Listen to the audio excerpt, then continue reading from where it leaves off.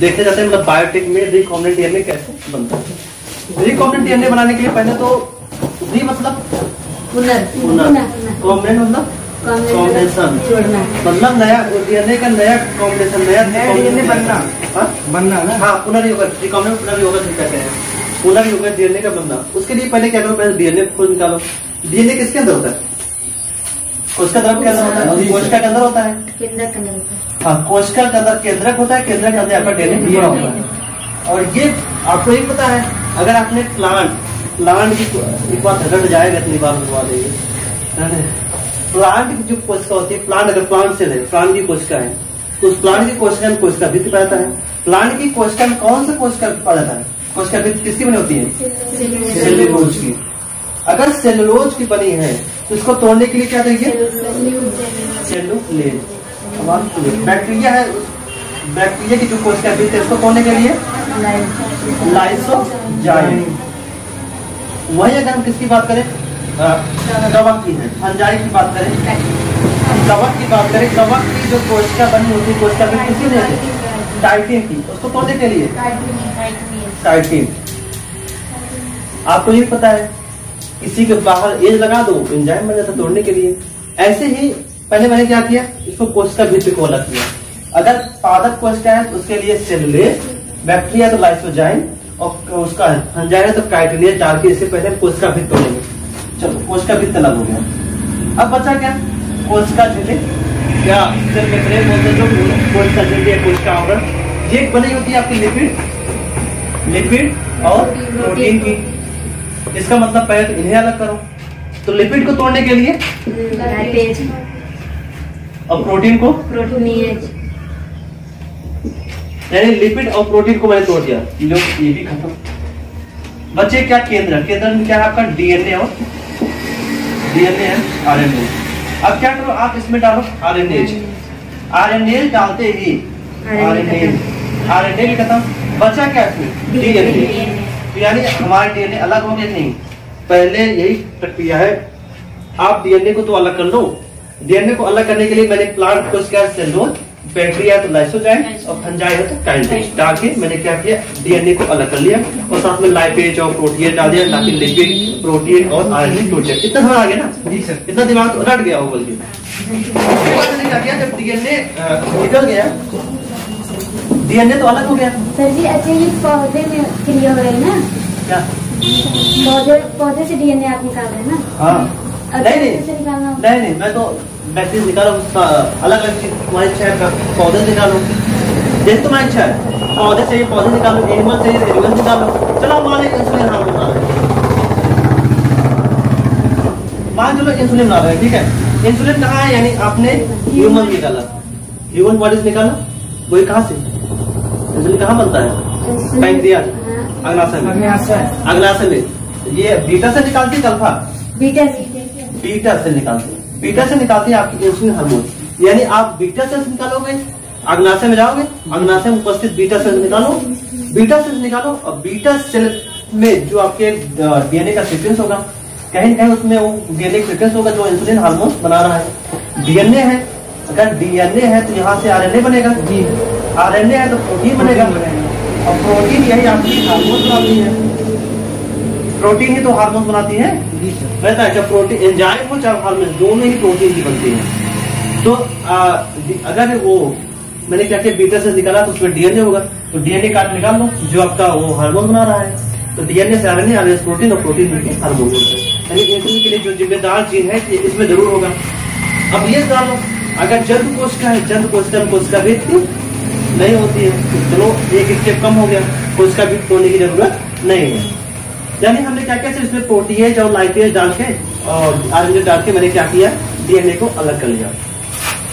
अब डीएनए को अलग कर लिया, डीएनए थर्ड होगा, उसको क्या करोगे आप काटो। पहले काटने के लिए आप क्या करोगे, रिस्ट्रिक्शन जाए। रिस्ट्रिक्शन मतलब प्रतिबंध जाए। एक्चुअली रिस्ट्रिक्शन जाए काटी कैची है, उसको मॉलिक्यूलर इंसिजन बोलते हैं। मॉलिक्यूलर इंसिजन अल्टीमेटली क्या करना है, हमें डीएनए ही तो काटना है, डीएनए ही काटना है। तो कुछ अलग नहीं है। डीएनए आप कैसे होते, डबल स्टैंड होती है। डीएनए कैसे होते हैं, डबल स्टैंडर्ड। ह्यूमन की मेनली डीएनए अगर ना पता हो कौन से सिंगल है, डबल स्टैंडर्ड है, तो डीएनए आपका डबल स्टैंडर्ड होता है, आरएनए आपका सिंगल स्टैंडर्ड। न पता हो तो लगा देना कहीं। तो डीएनए मेनली आपका डबल स्टैंडर्ड और वो आरएनए आपका सिंगल स्टैंडर्ड। लेकिन एक बार लिखा गया वायरस में या तो डीएनए पाता है या तो आरएनए पाता है, और पादप कोशिका का क्या रखना, आरएनए में पाता है सिंगल स्टैंडर्ड, और उसका भी एक सिंगल स्टैंडर्ड मतलब एक स्टैंडर्ड। ये अमान का मतलब कहा गलत है, एमडी अमान जे भी हो लिखना है। और एक चीज रखना पाती अभी अब एक P for polio, A for AIDS, T for TMV, E for I for influenza. Virus है ना, ये भी क्या है वायरस, ये भी क्या है ये भी क्या है वायरस। इन सभी में पाया जाता है सिंगल स्टैंडर्ड आरएनए। नोट करनी। अब मैं ये भी देखा है कि बुकों में कि प्लाज्मिड और उसको डीएनए को सेम स्टेशन जाइन काटेंगे, अलग अलग सेम स्टेशन, ताकि उसमें क्या है स्टिकी इन पैदा हो जाती है। अब जैसे कि अगर ये मान लो 3 डैश है और ये 5 डैश है, ये 3 बात 5 होगा, वो 5 ये 3 डैश है। और डीएनए को पता है कैसा होता है डबल स्टैंडर्ड। अगर ये 3 डैश है वो 5, अगर यहाँ पर जैसे इक्वल फर्स्ट है गाटैक GAATTC, तो यहाँ GAATTC गटैक इक्वल फर्स्ट काटता है नहीं, और कहाँ होता है जीए काटता है। तो अगर जीए यहाँ मिलेगा, एक जीए यहाँ मिलेगा, यहाँ जैसे ही काटेगा यहाँ काट सकेगा, या तो इधर काटेगा इधर, तो इधर देखो कि स्टिकीन मिलेगा। अब क्या होता है इसमें तो कट के निकल जाता है स्टिकीन, समझ रहे हो स्टिकीन मिलेगा, क्योंकि आपने जब काटा इतना छूट जाएगा इधर, और इधर काटने पर इधर इधर छूटेगा, मैं कहीं न कहीं स्टिकीन छोड़ो, स्टिकीन मिल जाएगा। ऐसे क्या एक दिन काटेगा नहीं, जितने डीएनए में वो न्यूक्लियर काटेगा सीक्वेंस जहां जहां मिलेगा स्टेशन है वहां काटेगा। और स्टेशन है कौन सा होगा इंडो न्यूक्लियर। यहाँ से काटेगा, इधर देखो अगर यहाँ काटेगा 3 to 5 डैश, इधर से काटेगा 3 to 5, तो यहाँ से यहाँ तक स्टिकीन मिला नहीं, यहाँ से यहाँ तक, और यहाँ से सॉरी यहाँ से यहाँ तक ये डीएनए अलग होगा पूरा, ये डीएनए यहाँ से अलग हो जाएगा, और ये यहाँ से अलग हो जाएगा। यहाँ से यहाँ तक ये खाली होगा, यहाँ से यहाँ तक ये खाली होगा नहीं, इतना इसमें स्टिकीन, इसमें इतना स्टिकीन, ये मदद करेगा चिपकाने अगले डीएनए से। चलो यहाँ भी काट लो, जरूरत पड़े पता ये 5 कुछ है, और यहाँ पर बता नहीं सकते हो प्रॉब्लम है तो बता नहीं डीएनए हम लोग पढ़ते हैं तो फोन भी पढ़ते हैं 3 to 5, 5 to 3 डैश। अगर यहाँ गटैक है GAATTC है, तो यहाँ होगा GAATTC गटैक। तो आप फर्स्ट काटेगा, यहाँ एक काटेगा तो यहाँ GA मिलेगा, तो GA काटेगा उसको मेन होता है GA, तो 3 वाली स्टैंड यहाँ भी 3 डैश इधर भी काटेंगे। यहाँ जैसे काटोगे यहाँ तो डीएनए में आप इधर अलग कर दो, इधर अलग कर दो, यहाँ तक खाली स्थान मिल गया नहीं, और इधर यहाँ खाली स्थान, ये इसको स्टिकी इन देंगे। और सेम स्टेशन जाने से आप प्लाज्मिड को भी काटोगे। प्लाज्मिड को अगर PBR 322 है तो यहाँ पर याद है कितना टेट्रासाइक्लिन वाला था, यहाँ पर टेट्रासाइक्लिन था, यहाँ एम्पिसिलिन था, एम्पिसिलिन, और यहाँ पर बाम फर्स्ट था। तो इसी स्टेशन जाने से हम इस प्लाज्मिड को भी काटेंगे ताकि हमें स्टिकीन मिल सके और अपना चिपका सके। देन जब हम डीएनए काटते हैं, डीएनए ढेर सारे हम लोग काटने के बाद क्या करते हो चील इथेनॉल डालते नहीं, डीएनए ढेर सारे उठा के चील इथेनॉल डाल दो। चील इथेनॉल डालने से क्या होता है डीएनए आपका एक तो डीएनए आपका चिपचिपा होगा ही, उसमें चिपचिपा होगा, चील इथेनॉल नहीं चील इथेनॉल रखना, चील इथेनॉल लेना है डीएनए डालते हैं, उसके बाद ठंडे इथेनॉल चील होता ठंडा, वो जो दारू वाले हैं मिल जाएगा चील इथेनॉल कहते हैं चिल चाहिए था। उसके बाद जब डालने के बाद क्या करो खुद ऐसे छोड़ दो, धीरे धीरे डीएनए बैठने लगेगा। उसके बैठने के बाद क्या करते हैं चिम्मच लो, एक्चुअली एक स्पून लेते हैं, उसमें दिखाया फिगर देखो दिखाया गया, और फिगर से जब निकालते हैं कहते हैं स्पूलिंग। हाँ उसमें देखना फिगर सेकेंड वाला फिगर है, पहले चील इतना वो डाला है डीएनए, दूसरे में इसको निकाले हैं, बस वही बात बस वही। हालांकि हमारे यहाँ चम्मच का काम नहीं है, हमारे यहाँ तो ये क्या है PCR है, ये क्या है PCR अब सॉरी इलेक्ट्रोफोरेसिस सॉरी।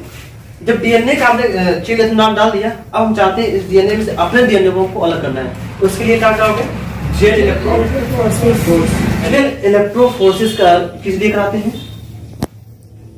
डीएनए अपने डीएनए जेल इलेक्ट्रोफोरेसिस में हम चार कैसे तो एक बैटरी जोड़ देते हैं, और बैटरी जोड़ने के लिए डीएनए कैसा होता है? Negative positive?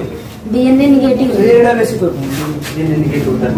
डीएनए निगेटिव किस लिए होता है सर? क्योंकि उसमें फास्फोरस पाया जाता है। डीएनए उपस्थित C3PO4 फास्फोरस की वजह से डीएनए आपका निगेटिव चार्ज होता है। तो निगेटिव चार्ज आपका डीएनए होगा तो निगेटिव चार्ज और इधर पॉजिटिव चार्ज, और पॉजिटिव यानी एनोड है नहीं, और डीएनए मतलब कैथोड। हाँ, डीएनए को क्या उठा के रख दिया मैंने इसके अलग अलग बॉक्सेस में। डीएनए को उठा के मैंने अलग अलग बॉक्सों में रख दिया। किसमें रखा? जेल इलेक्ट्रोफोरेसिस वाले अलग 4 अलग अलग बॉक्स हैं, चारों को उठा के मैंने डीएनए को रख दिया। देन याद देता हूँ, जेल इलेक्ट्रोफोरेसिस में जो हम वो लेते हैं, जेल लेते हैं, कौन जेल होता है? Agarose gel. और एक्रोस जेल का फायदा क्या होता है? ये सेविंग इफेक्ट प्रोवाइड करता है। सेव से मतलब कह सकते हो ये चीजें आराम से एनोड की तरफ जा सके, डीएनए हमारा आराम से एनोड की तरफ जा सके, ये मदद करता है एक्रोस जेल। मैंने क्या किया? डीएनए को उठा के सारे बॉक्सों में रख लिया। डीएनए को इथेनॉल से निकालना, चम्मच से निकालना, दैट इज स्पूलिंग। आप निकाल चम्मच अलग अलग बॉक्सेस डाल दो। जैसे करंट दौड़ाओगे, ये पॉजिटिव निगेटिव डीएनए आपका कैसा? निगेटिव चार्ज है। निगेटिव चार्ज ये तुरंत आपका एनोड तरफ भगेगा नहीं, सॉरी एनोड, हाँ एनोड कैसा? Positive charge. निगेटिव वाला तुरंत भगेगा पॉजिटिव चार्ज।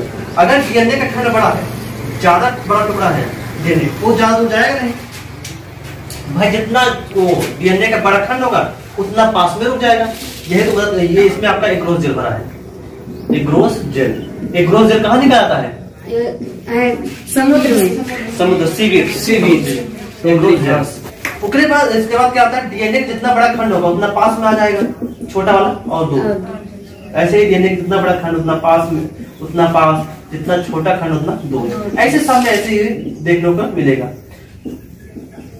और उसके बाद इस जेल इलेक्ट्रोफोरेसिस पहले से तय होता है कितना न्यूक्लियोटाइड का सीक्वेंस कहाँ रुकेगा। देन हमारा मान लो 4 बार डीएनए ये है, इसको अब क्या करते हैं? इसमें एक वर्ड और आता है जेल इलेक्ट्रोफोरेसिस में, होता है जेल इलेक्ट्रोफोरेसिस में है। अब क्या करते हैं? ऐसे डीएनए के खंड है, ये सब डीएनए खंड है।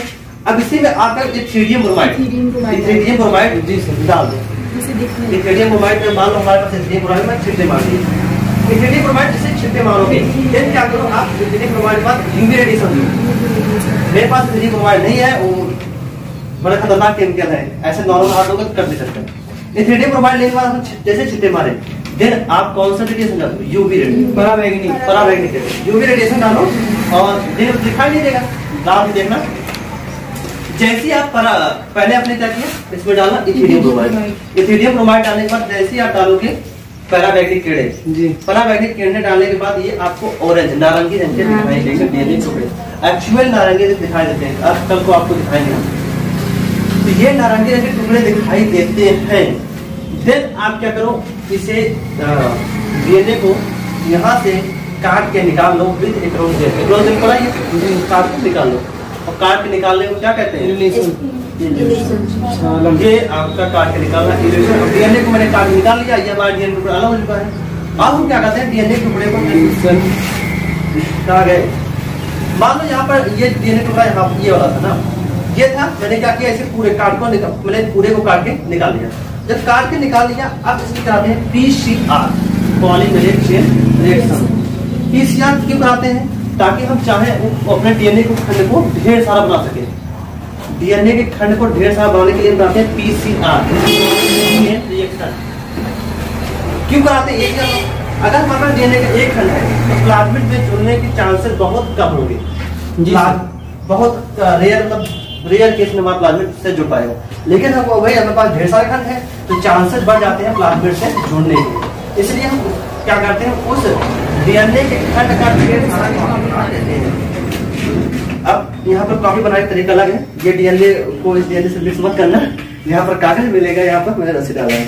मान लो मैंने क्या क्या पीसीआर में डाला, और एक मशीन होती है। क्या मशीन कैसे होती है ज्यादा ध्यान नहीं है, बाजार में मशीन होती है। मशीन में पॉलीमेरेज रिएक्शन, इसमें कौन सा एंजाइम लगता है? याद है? ये स्टेप होता है पीसीआर में। कौन कौन सा? डीनेचुरेशन, एनिलिंग, डीनेचुरेशन, एनिलिंग और extension. Denaturation, annealing and extension. Denaturation temperature कितना था? 90 से 92। एक्सटेंशन 70 से 72। पहले मैंने क्या किया, डीएनए है,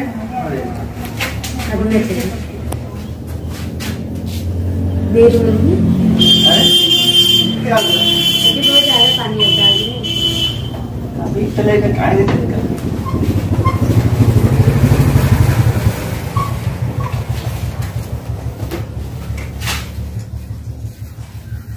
डीएनए का खाना है ना, और पीसीआर करना है आपको। ठीक है, पहले क्या कहते हैं, डीनेचुरेशन। Denaturation, PCR. डीनेचुरेशन को और हिंदी क्या बोलते हैं, निष्क्रियकरण। निष्क्रिय, डीनेचुरेशन मतलब निष्क्रियकरण। लिख लेना हिंदी में। डी मतलब अलग होना, दोनों स्टैंड दोनों। अब क्या करते हैं, मैंने इसको क्या किया, हीट कर दिया, गर्म। 90 से 95 डिग्री सेल्सियस या 92 डिग्री सेल्सियस लगा। 90 से 95 के आसपास टेम्परेचर जैसे लगाओगे, ये क्या होगा, दोनों स्टैंड अलग हो जाएंगे। इसे कहते हैं डीनेचुरेशन। सेकेंड स्टेप क्या करते हैं, एनिलिंग करते हैं। एनिलिंग मतलब जोड़ना। एनिलिंग मतलब जोड़ना। और इसके लिए टेम्परेचर कितना है, 40 से 42। जोड़ते हैं, जोड़ना किसको, प्राइमर को। अगर ये 3 to 5 डैश है, ये 5 to 3 डैश, ये 3 to 5 डैश, ये 5 to 3 डैश। तो प्राइमर हमेशा एक तरफ जोड़ेगा। अगर प्राइमर के ये 3 है तो प्राइमर के 5 डैश होगा, ये 3 डैश, और यहाँ 3 डैश, ये 5 डैश, ये 3 डैश। हमको पता है प्राइमर किसके बने होते हैं, प्राइमर ओलिगोन्यूक्लियोटाइड के, और भी आरएनए के ओलिगोन्यूक्लियोटाइड होते हैं, जिसमें 2 से 10 न्यूक्लियोटाइड होते हैं। तो आरएनए के ओलिगोन्यूक्लियोटाइड होते हैं प्राइमर आपके, और 2 से 10 न्यूक्लियोटाइड। तो प्राइमर सिंगल स्टैंडर्ड होगा, डबल स्टैंडर्ड, सिंगल स्टैंडर्ड होगा, एक स्टैंड तो डीएनए का ही देगा। तो प्राइमर का जो 3 डैश होता है, वो आपका क्या बनाता है, फंक्शनल ग्रुप प्रोवाइड करता है। नहीं, तो फंक्शनल ग्रुप प्रोवाइड कर, वो लगातार आपके न्यूक्लियोटाइड जुड़ते चले जाएंगे। जब लगातार न्यूक्लियोटाइड जुड़ते चले जाएंगे, और इस प्रकार एक डीएनए से हमें 2 डीएनए मिल गया कि नहीं, एक डीएनए से हमें 2 स्ट्रैंड डीएनए के मिलके तैयार हो गए। चलो इसको करवाते हैं। एनिलिंग के बाद आता है एक्सटेंशन। जब आपके 2 स्ट्रैंड बनके तैयार हो गए, बस जब 2 स्ट्रैंड बनके तैयार हो गए, हटा दो दोनों, एक 3 to 5 होगा तो दूसरा 5 to 3 डैश, एक 3 to 5, दूसरा 5 to 3 डैश। तो दोनों का 2 स्ट्रैंड बन गए। अब इसको निकाल दो। इसके लिए प्राइमर जहां जुड़ता है, वहां पर एक एंजाइम बताए थे भाई, प्राइमर है, एक एंजाइम भी लगेगा, आरएनए पॉलीमरेज जो आएगा। आरएनए पॉलीमरेज, अगर प्राइमर केवल काम है भाई डीएनए, वो फंक्शन ग्रुप प्रोवाइड करता है, पॉलीमराइजेशन काम तो उसका आरएनए पॉलीमरेज करना। तो आरएनए पॉलीमरेज क्या करेगा, आरएनए पॉलीमरेज होगा, डीएनए पॉलीमरेज। सर ये डीएनए है तो DNA polymerase. Yes, DNA polymerase होगा। डीएनए पॉलीमरेज, डीएनए पॉलीमरेज का काम क्या है, ये आएगा इस स्टैंड को पढ़, मतलब इस वाले स्टैंड को टेम्पलेट बनाएगा, डीएनए की स्टैंड को टेम्पलेट बनाएगा, और लगातार इसको पढ़ता मैसेज पढ़ता जाएगा, और न्यूक्लियोटाइड लगातार चला जाएगा। एडेनिन का थायमिन, थायमिन का एडेनिन, साइटोसिन का ग्वानिन, ग्वानिन का ऐसे लगातार चला जाएगा।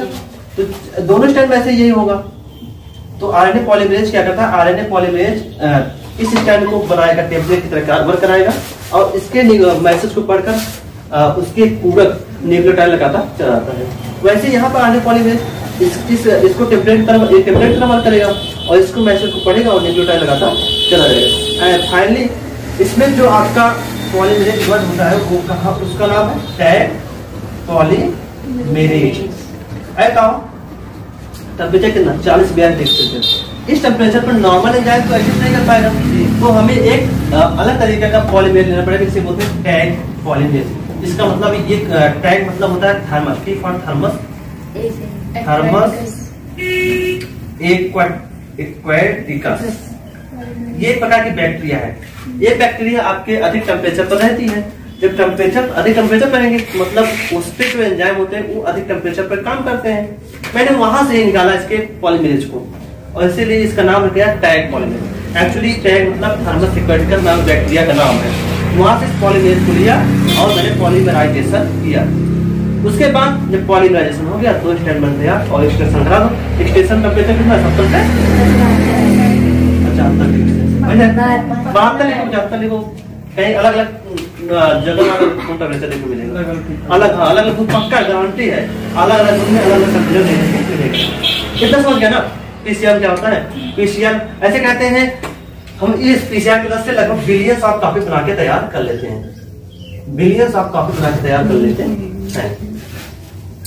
और ये पीसीआर उसके बाद कहते हैं इस पेटी को लगातार दोहराते रिवाइड करते हैं, तो कई बार दोहराते रहते ताकि इस एक डीएनए एक या दो डीएनए जो आपके पास होगा उसके ढेर सारी काफी बनते हैं होगा। उसके लिए हमने क्या किया, पीसीआर मतलब एक कह सकते एक डिब्बा जैसा होता है, उसमें आपका डीएनए पड़ा होता है। डीएनए लगातार आपका जब कॉपी करता जाएगा। कॉपी किसकी वजह से कर पाया, पॉलीमरेज वजह से। पॉलीमरेज का नाम टैग पॉलीमरेज। टैग किस लिए नाम इसका, थर्मस एक्वेटिकस से निकाला गया जिसका नाम थर्मस एक्वेटिकस। ये अधिक टेम्परेचर पे भी एक्टिव रहता है। उसके बाद ये प्राइमर दो लगते हैं क्योंकि हमको दो डीएनए के दोनों स्ट्रैंड को कॉपी करना है, ठीक है, क्योंकि हमको डीएनए बनाना है, आरएनए बनाना है कि किसी एक स्ट्रैंड की कॉपी कर लो। डीएनए बनाना, डीएनए के दोनों स्ट्रैंड कॉपी करनी है, इसलिए हम दो प्राइमर लेते हैं और आरएनए पॉलीमरेज भी आपके दो लगेंगे और फाइनली हमें डीएनए से मिल जाता है। ऐसे ढेर सारे बार अगर चलाते जाएंगे तो हमें इसमें डीएनए एक नहीं बहुत सारे ऐसे डीएनए मिल जाएंगे, ऐसे बहुत सारे डीएनए के खंड मिलते चले जाएंगे। ऐसे इसमें आपने बहुत कम लाया है, ऐसे एक नहीं बिलियंस आप डीएनए जब तैयार कर लेंगे, बिलियन से भी ज्यादा बिलियन मिलियन ज्यादा बिलियन होता है। जब बिलियन आप डीएनए तैयार कर रहे हैं, करोड़ मिलियन 1 अरब 1 बिलियन बराबर। जब बिलियन डीएनए आप तैयार कर लोगे उसके बाद क्या करोगे आप, जब डीएनए तैयार हो गया तो क्या करोगे आप, 10 करोड़ 10,000 देवी देवता होते हैं। 38,000 गड़बड़ हो गया क्या, 38,000 देवी देवता है सर जी। पुनर्योगस कराएंगे ना, हाँ आप सही कह पुनर्योगस करा लो। एक बड़ा है। अगर आपको डीएनए मिल गया, डीएनए मिल गया तब क्या कराओगे, अगर डीएनए मिल तैयार हो गया इसमें करा लेंगे रिकॉम्बिनेंट। अब उठा लो प्लाज्मिड को। प्लाज्मिड कैसा वो वेक्टर की तरह करेंगे वहां पे, ये हमारे जीन को एक जगह से दूसरी जगह ले जाने के कार्य करेगी। प्लाज्मिड यहाँ पर बताओ क्या था, टेट्रासाइक्लिन। टेट्रासाइक्लिन आगे हो गया यहाँ तक। इसमें सीक्वेंस बाम था ना, यहाँ पर पीएसटी और पीएसबी फर्स्ट और पीएसबी ऐसे बोलते हैं। ORI और दिन आप मेनली हमको चाहिए क्या, ORI प्लाज्मिड सर PBU है, PBU ये PBU फर्स्ट और PST फर्स्ट है ना। और यहाँ पर आपके इक्वार भी है और कई सारे हैं, यहाँ ROP भी है। ऐसे टोटल इसमें 8 ये हम बना रहे हैं PBR 322, P for plasmid, B for polymer, R for protein और 322 सीक्वेंस बता रहा है ये किस सीक्वेंस में खोजा गया था, मतलब उसका नंबर क्या था। PBR पहला आर्टिफिशियल है क्योंकि ये आपका प्लाज्मिड है। और अगर हम बात करें इसमें आपके दो रेजिस्टेंस जीरो की, पहला टेट्रासाइक्लिन और दूसरा एनालिसिस, यानी इस प्लाज्मिड को उठा के अगर आप टेट्रासाइक्लिन रख दोगे तो भी इसकी डेथ नहीं होनी है, मतलब जिस बैक्टीरिया के अंदर होगा ये प्लाज्मिड, और उठा के एम्पिसिलिन डालोगे तब भी उस बैक्टीरिया का डेथ नहीं होगा जिसके अंदर ये होगा। उसके बाद हमने क्या किया, प्लाज्मिड को लिया गया। सवाल आता है प्लाज्मिड आपने कुछ क्यों, वो इसलिए जो हमारा डीएनए का टुकड़ा मिला, डीएनए का टुकड़ा जो हमें मिला, इसके पास ये क्षमता नहीं थी कि ये रेप्लिकेट कर पाए अपने कॉपी में। एक्चुअली पहले साइंटिस्ट ने यही किया था, ये डीएनए को उठा के डायरेक्ट डाल दिया था बैक्टीरिया के अंदर और सोचा अगर बैक्टीरिया डिवाइड करेगा भाई हमारा प्रोटीन बनेगा, ठीक है, प्रोटीन बना। लेकिन जब बैक्टीरिया डिवाइड करके एक से ज्यादा बैक्टीरिया बनाया तो एक बैक्टीरिया से 2 बैक्टीरिया बने, वो हैरान हो गए कि ये हमारा डीएनए एक ही बैक्टीरिया में, दूसरे बैक्टीरिया में था ही नहीं। वो इसलिए जब डीएनए रेप्लिकेट कर रहा था, डीएनए रेप्लिकेट करके 1 से 2 कप बना रहा था, उस समय इसके पास एक रीजन नहीं था, वो क्या था, ORI। इसके पास ORI ना होने से ये रेप्लिकेट नहीं कर पाया और वो किसी मतलब दोनों बैक्टीरिया में डिवाइड नहीं हो पाया। और डीएनए के पास जो आपका गुणसूत्र होता है उसके पास ये खासियत होती है, उसके पास ORI होता है। ORI से यस फेज और सूत्री विभाजन के यस फेज में आते हैं, सिंथेसिस होते थे, तो आप रेप्लिकेट के 2 कॉपी बना लेते थे। बट इस डीएनए के पास, जो हमारा चाहत भर डीएनए था इस टुकड़े के पास ORI नहीं था। ORI ना होने की वजह से ये आपका रेप्लिकेट नहीं कर पाया, और रेप्लिकेट नहीं कर पाया तो ये दोनों बैक्टीरिया में नहीं मिला, किसी एक बैक्टीरिया नहीं मिला। उसके लिए अब साइंटिस्ट ने ढूंढा कि हमें चाहिए ORI। ORI के लिए सबसे इनको बेस्ट जगह मिला प्लाज्मिड। प्लाज्मिड बेस्ट क्यों था? प्लाज्मिड के पास ORI के साथ में टेट्रासाइक्लिन और एम्पिसिलिन से रेजिस्टेंट जीन था, जो सिलेक्टिबल मार्कर की तरह काम करता है। वर्ण चिन्ह, वर्ण योग्य चिन्ह, जो वर्ण योग्य चिन्ह का काम करता था। यानी हमें बताना था कि हमारे डीएनए में प्लाज्मिड हमारे डीएनए गया है कि नहीं, वहां से हमें हेल्प मिल जाती थी। फिर हमने क्या किया, उठा के डीएनए को आपने क्या किया, ट्रांसफर कर दिया टेट्रासाइक्लिन। चलो हटाओ टेट्रासाइक्लिन में, टेट्रासाइक्लिन स्थान मैंने क्या किया, अपने चाहत भरे डीएनए को जोड़ दिया। अब यहाँ पर हमारा आ गया इंसुलिन वाला जीन, इंसुलिन वाला जीन आ गया। अगर इंसुलिन वाला जीन आ गया तो यहाँ पर किसको आपने बताया, टेट्रासाइक्लिन रेजिस्टेंस। तो इसीलिए हमने डीएनए ढेर सारी बना ली ताकि हमारा डीएनए जाके इस पे जुड़ सके। अगर इस मीडियम में हम ढेर सारा डीएनए डाल देंगे, ढेर सारा डीएनए डाल देंगे तो चांसेस बहुत हाई रहते हैं कि आपका मनचाहा डीएनए इसके अंदर जा सके, प्लाज्मिड से जुड़ सके। एंड ना भी जुड़े भाई, अगर एक डीएनए रहेगा तो चांसेस बहुत कम है, ढेर सारे डीएनए रहेंगे बहुत मतलब जुड़ने के चांसेस बहुत अधिक होते हैं। अगर डीएनए हमने जोड़ दिया, कोशिश की हमने कहा जोड़े, हम जोड़ते हैं यहाँ टेट्रासाइक्लिन पे। टेट्रासाइक्लिन जोड़ोगे उसके लिए रेस्ट्रिक्शन एंजाइम लोगे, तो फिक्स रेस्ट्रिक्शन एंजाइम लेना, जो आपका डीएनए काटा है वही प्लाज्मिड से प्लाज्मिड को भी कटेक्ट करेगा। जब प्लाज्मिड कट करके निकालोगे रेस्ट्रिक्शन, वो आपका टेट्रासाइक्लिन रेजिस्टेंट डीएनए, तो बचा क्या, आप डीएनए को ट्रांसफर करो। अगर हमारा डीएनए जाके जुड़ गया, मान चल रहे हैं हमारा डीएनए जाके जुड़ गया, अगर डीएनए आपका कहां जुड़ा, टेट्रासाइक्लिन का स्थान पे आपने जोड़ा। अब ये सिलेक्टिबल मार्कर वर्ण योग्य चिन्ह कैसे कार्य करेगा, वो इस तरह कार्य करेगा।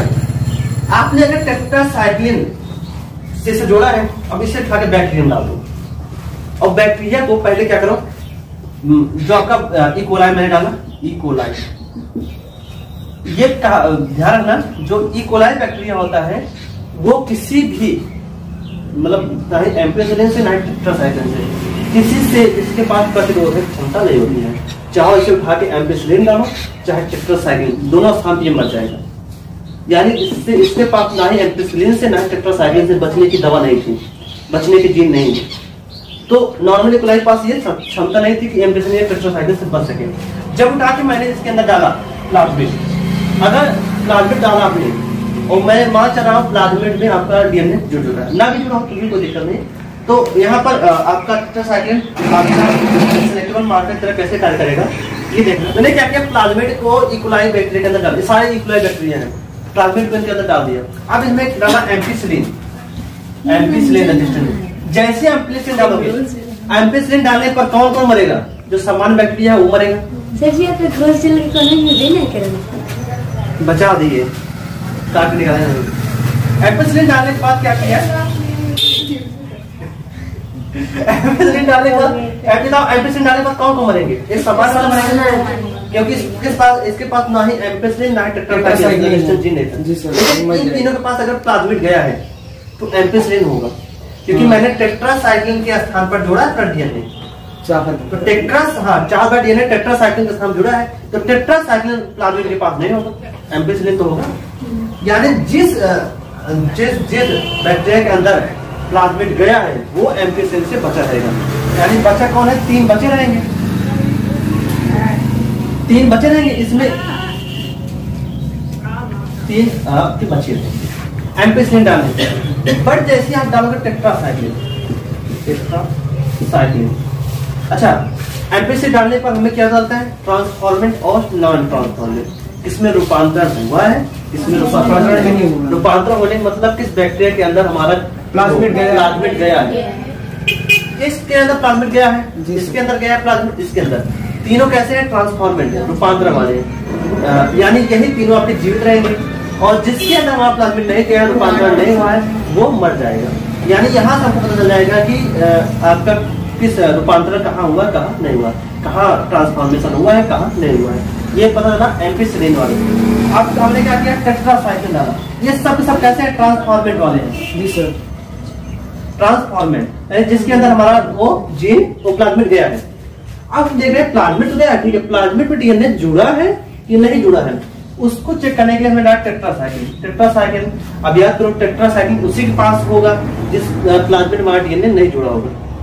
अगर हमारा प्लाज्मिड डीएनए जुड़ चुका होगा तो उसके पास नहीं होगा, उसके पास टेट्रासाइक्लिन, क्योंकि टेट्रासाइक्लिन का स्थान पे ही तो हमने जोड़े थे डीएनए। यानी अगर बात है प्लाज्मिड के पास, जिस प्लाज्मिड के पास टेट्रासाइक्लिन वाला जीन, ये टेट्रा वाला था, यहाँ इसी को हटा के मैंने अपना जीन जोड़ दिया। जी सर। तो अगर रिकॉम्बिनेशन हुआ, पुनर्योगज हुआ होगा, रिकॉम्बिनेशन हुआ होगा, यानी टेट्रासाइक्लिन से बचने की दवा उसके पास नहीं है। तो डालो तो टेट्रासाइक्लिन, मैं मान रहा हूँ सिर्फ इसी में आपका क्या हुआ है, पुनर्योगज। जी सर। इसी प्लाज्मिड से बाहर डीएनए जुड़ा, बाकी दोनों में नहीं जुड़े, यानी ये भी टेट्रासाइक्लिन जीवित रहेंगे, ये भी, लेकिन ये मर जाएगा। जो मरा है बस उसी को उठा लो, वो तो वही तुम्हारे काम का है। जो मरा है वही, यानी इसी में हमारा डीएनए जुड़ा है। ये कैसा होगा, रिकॉम्बिनेंट डीएनए। जी सर, रिकॉम्बिनेंट डीएनए। और यहाँ से हमें मिल जाता है रिकॉम्बिनेंट डीएनए, यानी इस प्लाज्मिड के अंदर हमारा डीएनए जुड़ा है और ये डीएनए आपका बैक्टीरिया के अंदर जा चुका है, ट्रांसफॉर्मेट हुआ है, रूपांतरित हुआ है। ऐसे कई बनाते हैं ना बिलियन, मतलब बिलियन बनाते हैं तो बिलियन कभी। वैसे रिकॉम्बिनेंट डीएनए हमको एक ही चाहिए, एक ही चाहिए। ओके।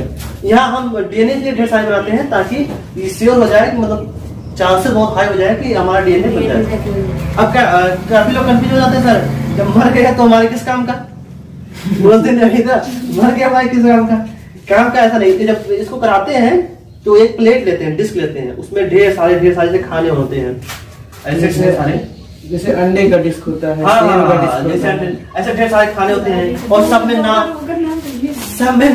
नहीं लिखा, 1 2 3 4 5 लिखा होता है, इसमें बैक्टीरिया ग्रो कराता है। उसके बाद ऐसे ही एक और डिस्क रखते हैं, मिक्स कर देते हैं, कुछ बैक्टीरिया इसमें आता है, उसमें भी नेम लिखा होता है, मतलब जो एक दूसरे के ऊपर रूपांतरित हो जाए। हाँ, एक दूसरे पर और लोपित हो जाए। एक वाला सीक्वेंस एक वाले पे डालो, दो वाला दो पे जाएगा, तीन वाला तीन पे, ऐसे हमको पता चल जाएगा, मार्क करते जाएंगे। मतलब उसके जो मर गए थे उनको मार्क कर देंगे, भाई कुछ मतलब चौथा पांचवा छठवां ये लोग मर गए हैं, मतलब उसमें रूपांतरण नहीं हुआ, एम्पिसिलिन डालने का मतलब उसमें रूपांतरण नहीं हुआ है, वो हमारे किसी का हमको हटा ही दो। उसके बाद फिर उसमें टेट्रासाइक्लिन डालते हैं। फिर अब टेट्रासाइक्लिन डालने के बाद जो आपके मर गए इनको मार्क कर लेते हैं, तो जो मरे हैं उनको निकाल देंगे मार्क करने। नहीं, यहाँ पर इस डिस्क में वो मर गए, जहाँ मरे होंगे, ये तुमको पता होगा कौन सा नंबर मारा, 14वें नंबर मरे हैं, 18वें नंबर मरे हैं, 25 मरे हैं ना। अब यहाँ पर जो पहले वाला, यहाँ पर दो, इधर देखो, इधर क्या किया हमने कॉपी किया था, एक फाकरा किया था मेरे पास ना। अब उसमें देखो 14 नंबर वाला कहाँ गया, 18 नंबर वाला कहाँ गया, 25, बस एक कार्ड निकाल लो, उससे हमारा डीएनए जुड़ा होगा। इस प्रकार हम रिकॉम्बिनेंट डीएनए डालते हैं, लेकिन ये नहीं, अब तो हम करते हैं क्रोमिक जेनिक, मतलब कलर पैदा करने की क्षमता वाले देखते हैं। इसमें क्या होता था याद है, तो उसको भी बारी बारी मार देते हैं।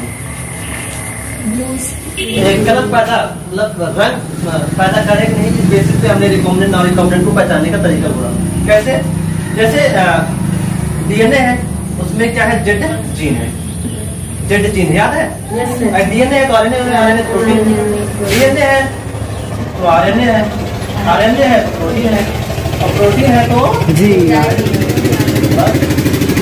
कौन होता है, बीटा ग्लाइकोसाइडेज। और बीटा ग्लाइकोसाइडेज क्या करता है, कोई रिएक्टेंट एक्सगल है कुछ भी है, उसको प्रोडक्ट डालता है, मतलब एक रिएक्टेंट है, उसको प्रोडक्ट उत्पाद में बदलने, अक्रिया है उत्पाद में बदलता है। अभिकारक उत्पाद, अभिकारक, यस, रिएक्टेंट, अभिकारक उत्पाद, प्रोडक्ट कितना अच्छा ही, अभिकारक उत्पाद क्या है। इस बीटा ग्लाइकोसाइडेज को लाके हम डालो, बीटा ग्लाइकोसाइडेज है तो एक्सगल प्रोडक्ट मतलब अभिकारक उत्पाद में बदलेगा, यानी कैसा कलर था। लेकिन सही दो अभिकारकों के मिलने से उत्पाद का निर्माण होता है ना, दो एक डिसोसिएशन होता है, एक एसोसिएशन होता है, एक टूटने वाला होता है, एक जोड़ने वाला होता है। अब टूटने वाला एक ही टूट के 2-3 होता है, अलग अलग होते हैं। तो व्हाइट कलर ब्लू कलर तभी बदलेगा जब बीटा ग्लाइकोसाइडेज होगा। बीटा ग्लाइकोसाइडेज रिएक्टेंट को प्रोडक्ट में बदलने के लिए जिम्मेदार होता है। अब मैंने क्या किया, इस जीन में अगर हम यहाँ पर डीएनए जोड़ देंगे, मान लो हमारा यहाँ पर डीएनए जुड़ गया, ठीक है, अगर यहाँ पर डीएनए जुड़ गया तो इस बार प्रोटीन कोई दूसरी बनेगी, बीटा ग्लाइकोसाइडेज तो नहीं बनेगा। प्रोटीन कोई दूसरी बनेगी लेकिन बीटा ग्लाइकोसाइडेज नहीं बनेगा। अगर बीटा ग्लाइकोसाइडेज बनेगा तो ये आपका रिएक्टेंट प्रोडक्ट नहीं जाएगा, और रिएक्टेंट प्रोडक्ट में जाएगा तो व्हाइट कलर ब्लू कलर नहीं बनेगा, ये व्हाइट का व्हाइट ही कलर रहेगा। इसका मतलब इसमें हमारा डीएनए जुड़ चुका है। इस प्रकार रंग उत्पन्न करने की क्षमता के आधार पर हम पहचानते हैं कि हमारा डीएनए जुड़ा है कि नहीं, रिकॉम्बिनेंट और कॉम्बिनेंट। चलो डीएनए बने बना लीजिए, रिकॉम्बिनेंट बना लीजिए। आप देखते हैं कैसे आपने होस्ट सेल में कैसे इंसर्ट किया ना, क्या किया, प्लाज्मिड में अपना डीएनए तो जोड़ लिया, प्लाज्मिड में तो अपना डीएनए जोड़ लिया, बट अब इस प्लाज्मिड को उठा के होस्ट या बैक्टीरिया के अंदर डालना है। याद है बैक्टीरिया के अंदर कैसे डालते थे? एक बैक्टीरिया के अंदर था, छोटा छोटा एक साथ आते तीनों, एक बैक्टीरिया के अंदर था, एक प्लांट के अंदर था, एक एनिमल के अंदर था।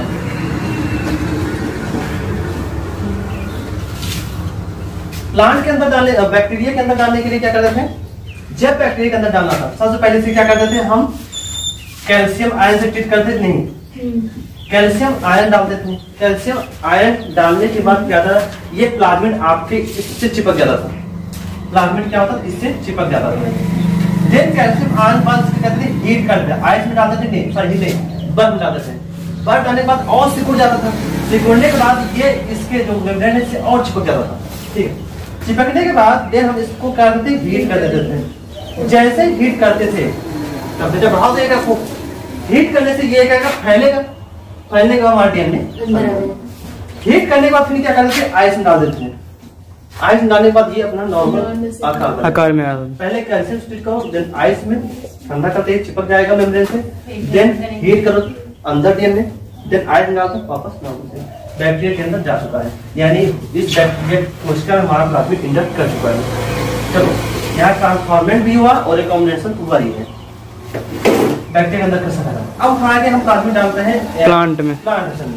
प्लांट में होता है कोशिकाभित्त, कोशिकाभित्त पाता है। इसके लिए हम क्या करते हैं? हम बायोइलेक्ट्रिक जीन गन यूज करते हैं। यानी हम क्या करते हैं? एक बंदूक लेते हैं, उसमें अपने डीएनए को डालते हैं। डीएनए को गोल अथवा टंगस्टन के चारों तरफ रिकॉम्बिनेंट डीएनए को लपेट देते हैं, और इस बंदूक की मदद से डायरेक्ट हम इसे मारते हैं, मतलब गोली मारते हैं, तो ये डायरेक्ट इसके अंदर एंट्री कराता है। इतनी तेज इसकी वेलोसिटी होती है, ये डायरेक्ट इसके अंदर चला जाता है। तो हमारा रिकॉम्बिनेंट डीएनए इसके भी अंदर जा चुका है। अब एनिमल है, एनिमल को है नहीं, इसमें क्या करो? डायरेक्ट इंजेक्शन की तरह अपना रिकॉम्बिनेंट डीएनए डालो और इसके अंदर इंसर्ट डालो, और इसके भी अंदर जा चुका है। इस प्रकार एनिमल, प्लांट और बैक्टीरिया अलग अलग तरीके से हम डाल सकते हैं डीएनए को। बैक्टीरिया के अंदर डाल दिया और बैक्टीरिया के अंदर प्लाज्मिड जा चुका है। बैक्टीरिया जब डिवाइड करेगा तो प्रोटीन, आरएनए प्रोटीन, और फाइनली प्रोटीन बनेगा नहीं, प्रोटीन बना नहीं। अब प्रोटीन क्या होते हैं? एंजाइम। और आपको निकालना क्या था? इंसुलिन। प्रोटीन एंजाइम होते हैं। प्रोटीन हाँ, हमारे अंदर इंसुलिन की कमी हो गई थी, डायबिटीज के पेशेंट हो गए थे। डायबिटीज जो पेशेंट है इसमें देखते हो कि इंजेक्शन की सुइयां लेते हैं ना, इतने देर से इंसुलिन बना तो सोच रहे हैं। हार्मोन्स इंसुलिन की जो इंजेक्शन लेते हैं वो डायबिटीज पेशेंट ये ऐसे ही लेते हैं। इंसुलिन ऐसा ना बना ड्रम श्रम लागे तो बेहतर बने। पहले सुगर लगाया जाता था, लेकिन वो क्या करता है? एलर्जी करता था काफी लोगों में। फिर उन्होंने क्या किया? ह्यूमंस की एनालिसिस से बोला अगर ह्यूमन की कोशिका है तो एलर्जी बहुत कम होगा। क्या होता ही नहीं, बहुत कम होता है। तो हार्मोन्स, प्रोटीन हार्मोन्स है। अगर उसके बाद देखो जब ये डिवाइड करे, इसको मैंने क्या किया? डाउन स्ट्रीम प्रोसेसिंग कराए। अब हमको किसी एक व्यक्ति को इंसुलिन देना ही है, बहुत सारे लोगों को देना है, तो हम याद है कल स्टीयर टाइम वाला? जी सर। स्टीयर टाइम कितना था? 100 से 1000 इसकी क्षमता थी, 1000 लीटर की इसकी क्षमता थी। इसके अंदर बैक्टीरिया को डालें, बैक्टीरिया को डालने के बाद हम प्रॉपर इसे temperature, proper pH, proper oxygen provide कराएं। ठीक है, सब कुछ प्रोवाइड। उसके बाद यहाँ पर आपका वो मंथली टाइम था जो जैसे पंख लगे थे, मंथली टाइम का मिलाने के लिए ना उसे, हाँ, ताकि लगातार घूमता है और फिक्स होता है। जी सर। ऑक्सीजन पूरे मीडियम मिलता रहे, पीएच एक प्रॉपर पीएच और तापमान और ऑक्सीजन मिलेगा, बैक्टीरिया दनादन डिवाइड करेगा। तो जितना डिवाइड करेगा उसकी संख्या बढ़ाएगा, संख्या बढ़ाएगा तो डीएनए से आरएनए प्रोटीन और फाइनली हमको इंसुलिन हार्मोन मिल रहा है। जब ये डिवाइड करके पूरा भर गया, अब क्या करें इसे, अब क्या करते थे डाउनस्ट्रीम प्रोसेसिंग जब कराने के बाद जब ये पूरा टैंक भर गया, इसको क्या करते थे शुद्ध करते थे, शोधन याद है, प्योरिफिकेशन जी सर। तो इसको निकालते थे, निकालने के बाद शुद्ध करते थे, शुद्धिकरण हार्मोन है। तो भाई अगर आप ऐसे आदमी दे दो कहीं ऐसा कोई इसमें कोई गलत कंपाउंड बन गया हो तो पहले चेक कर लो, टेस्ट करने के लिए तो निकाल के देखेंगे, टाइम आएंगे सही है सक्सेस है तो मंकी में, वहाँ सक्सेस है तो कुछ ह्यूमन टाइम आएंगे और वहाँ भी सक्सेस है तो फिर उसे मार्केट में